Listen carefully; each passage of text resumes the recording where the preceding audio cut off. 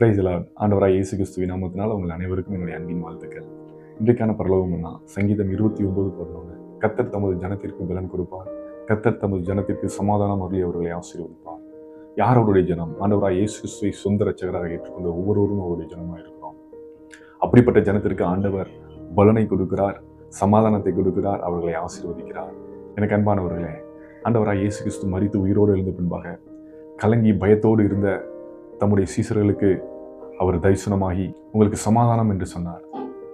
பாருங்க, சமாதானத்தை இழந்து தவித்த அந்த சீசர்களுக்கு அதனால ஒரு சமாதானம் உண்டானது. பயத்தோடு இருந்த அவர்களுக்கு அந்த பயம் நீங்கினது. இந்த நாளையும் கலக்கத்தோடு பயத்தோடு சமாதானத்தை இழந்திருக்கிறீங்களா? ஆண்டவர் உங்களுக்கு பலனை கொடுக்கிறார், அந்த சமாதானத்தை கொடுக்கிறார். நீங்கள் விசுவாசத்தோடு அவருடைய சமூகத்தில் காத்திருக்கும் பொழுது ஆண்டவர் அவ்விதமான பலனை ஆண்டவர் உங்களுக்கு கொடுக்க போகிறார். சீசர்கள் அவ்விதமாக காத்திருந்தாங்க. பரிசுத்த ஆவியானுடைய பலன் அவர்கள் மேல் வந்த பொழுது அவர்கள் இயேசு கிறிஸ்துவுக்கு சாட்சியாக இருந்தாங்க. இந்த நாளையும் ஆண்டவர் அவ்விதமான பலனை உங்களுக்கு கொடுக்கிறார். நீங்கள் விசுவாசத்தோடு அவருடைய சமூகத்தில் காத்திருங்க. கர்த்தருக்கு காத்திரர்கள் புது பலன் அடைந்து கழுகுகளின் சட்டைகளை அடித்து எழும்புவது போல் எழும்புவார்கள். அந்த பலனை நீங்கள் பெற்றுக்கொள்ளுங்க, அவருக்கு சாட்சியாயிருங்க. எல்லா சோர்வுகளும் பயங்களும் கலக்கங்களையும் ஆண்டவர் மாற்றுவார். ஆண்டவர் தாமே உங்களை ஆசீர்வதிப்பார். God bless you.